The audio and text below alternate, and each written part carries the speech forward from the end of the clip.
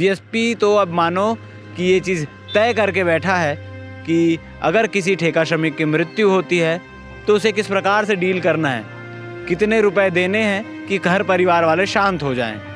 लेकिन वो सोमवार के दिन में नहीं आया बेचा, मेरा बेटा नहीं पहुंचा। आप लोग क्या चाह रहे हो? क्या आप लोगों को मदद होनी चाहिए? हमको मदद चाहिए, पैसा का। घर में आपके कौन है? आपके साथ कोई नहीं मेरा। आज ठेका कर्मचारियों की स्थिति है कि उनको जीते जी तो लाचार रहते ही हैं, मरने के बाद उनके परिवार को भी ये जो आप देख रहे हैं इस लाचारी तक पहुंचा दिया जाता है। थोड़ी सी मदद हो जाए परिवार को, मगर क्या वो मदद भी मिलेगी या उस मदद से भी ये पूरा परिवार अनभिज्ञ रहेगा? परिवार को कुछ मिलेगा या सिर्फ सवाल और सवाल के बाद एक दिलासा कि पूरा प्रबंधन आपके साथ खड़ा है, पूरा ठेका श्रमिक आपके साथ खड़े हैं, मगर असल में खड़ा कोई नहीं रहता। बीएसपी में एक और मौत। आप समझ ही गए होंगे कि बीएसपी में फिर से किसी ठेका श्रमिक की मृत्यु हो गई है और ये आम बात है, कोई नई बात नहीं है।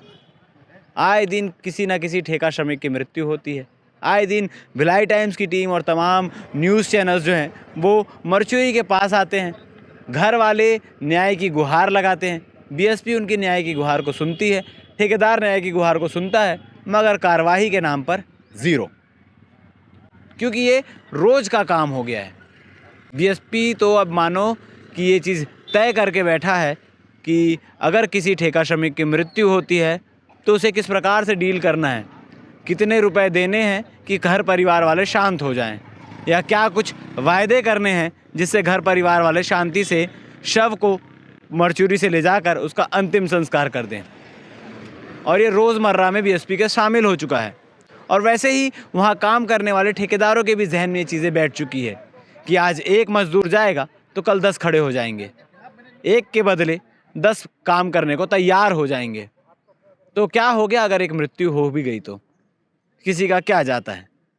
जाता सिर्फ उसका है जिसके परिवार से एक मृत्यु होती है, जिसके परिवार का सदस्य खोता है। आज जो कहानी मैं बताने जा रहा हूँ बीएसपी के रेल मिल में मौजूद एक कैंटीन की कहानी है, जहाँ पर विजय नायर नामक एक शख्स काम कर रहा होता है। कल अचानक से उसको चक्कर आता है, वो बेहोश होकर गिर जाता है। जब प्लांट में स्थित मेडिकल पोस्ट में उसे ले जाया जाता है तो वहाँ उसे मृत घोषित कर दिया जाता है। मृत्यु किस प्रकार से हुई, क्या कुछ चीज़ें हुई, इस बात की जानकारी अभी किसी को नहीं। पोस्टमार्टम रिपोर्ट में क्या कुछ चीज़ें निकल कर आती है उससे पता चलेगा कि आखिर विजय की मृत्यु हुई कैसे। मगर परिवार वालों की माने तो उसे किसी प्रकार की बीमारी नहीं थी। और भिलाई स्टील प्लांट के अंदर गेट में प्रवेश करने से पहले इस बात को पुख्ता किया जाता है कि जो शख्स अंदर जा रहा है वो किसी प्रकार से रोग से ग्रसित तो नहीं है। जो गेट पास बनाया जाता है वो भी इसी आधार पर बनाया जाता है। गेट पास बना था, शख्स अंदर एंटर भी किया, काम भी किया और उसकी मृत्यु भी हो गई। मगर फिर जो शक की सुई है, जो कांटा है, वो एक जगह पर आकर अटकता है। सवाल जो है फिर से वहीं से शुरू होते हैं जो हर कहानियों में हम करते आए हैं। क्या उस ठेका श्रमिक की मृत्यु से पहले उसका इंश्योरेंस हुआ था? जो 10 लाख रुपए का इंश्योरेंस कर्मचारियों को करना था, कर्मचारियों का इंश्योरेंस मात्र 100, 150, 200 रुपये की लागत हर महीने लगती और उसके बाद उसे एवज में अगर कोई दुर्घटना में या किसी प्रकार से मृत्यु हो जाती तो 10 लाख रुपए मिलते। क्या वो हुआ था? क्या विजय के परिवार में किसी को नौकरी मिलेगी? तो ये बात निकल कर आ रही है कि नेचुरल डेथ है तो नौकरी का तो सवाल ही नहीं खड़ा होता। अब परिवार क्या चाह रहा है, किस बात की डिमांड कर रहा है और इंश्योरेंस को लेकर ठेकेदार क्या कह रहे हैं, आपको बता दूं कि इस पूरे मामले को लेकर आप आगे वीडियो में देखेंगे कि विजय की जो माँ है, जो घर पर अकेली रहती है, विजय के साथ रहा करती थी, जिनका कहना है कि 5 महीनों से घर का किराया भी नहीं दिया गया और बेटे के जाने के बाद अब मालिक जो है घर से निकालने की भी तैयारी करेगी। आखिर माँ कैसे भरेगी किराया, कोई काम भी नहीं करती। अब इसके बाद माँ के बाद जो यूनियन लीडर हैं वो इस पूरे मामले को लेकर क्या कह रहे हैं। मगर इस सारे मामले को लेकर ठेकेदार मौन है, मीडिया के सामने आना नहीं चाहते, मीडिया से बात नहीं करना चाहते, क्योंकि कहीं ना कहीं अपनी गलती उन्हें दिखाई दे रही है।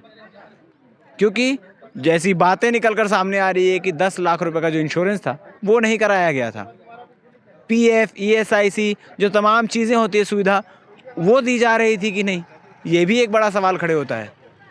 आपको बता दें कि ईएसआईसी में अगर ऑन ड्यूटी किसी की मृत्यु होती है तो उसके परिवार के सदस्य को पेंशन मिलता है, एक मुश्त राशि भी मिलती है जिससे परिवार चलाना मुश्किल ना हो। थोड़ी सी मदद हो जाए परिवार को, मगर क्या वो मदद भी मिलेगी या उस मदद से भी ये पूरा परिवार अनभिज्ञ रहेगा? परिवार को कुछ मिलेगा या सिर्फ सवाल और सवाल के बाद एक दिलासा कि पूरा प्रबंधन आपके साथ खड़ा है, पूरा ठेका श्रमिक आपके साथ खड़े हैं, मगर असल में खड़ा कोई नहीं रहता। अब इस मामले में क्या कुछ चीज़ें होती है देखने वाली बात रही। आगे परिवार, यूनियन लीडर, तमाम लोग क्या कह रहे हैं आप आगे वीडियो में सुनिए। पानी दारू कुछ नहीं पीता था, घर से एकदम पेट भर के खाना खा के निकला हंसी खुशी। वो घर से 5:45 निकला, उसको गेट में मैं खड़ा होते कभी भी इंतजार करती, जब तक वो दिखता खड़े रहती हूँ। और मेरे बेटा जब नहीं दिखता ना तब मैं घर के अंदर भगवान से आशीर्वाद उसको दे के अंदर जाती हूँ। लेकिन वो सोमवार के दिन में नहीं आया बेचा, मेरा बेटा नहीं पहुंचा। आप लोग क्या चाह रहे हो? क्या आप लोगों को मदद होनी चाहिए? हमको मदद चाहिए, पैसा का। घर में आपके कौन है? आपके सहारा? कोई नहीं है, मेरा कोई नहीं।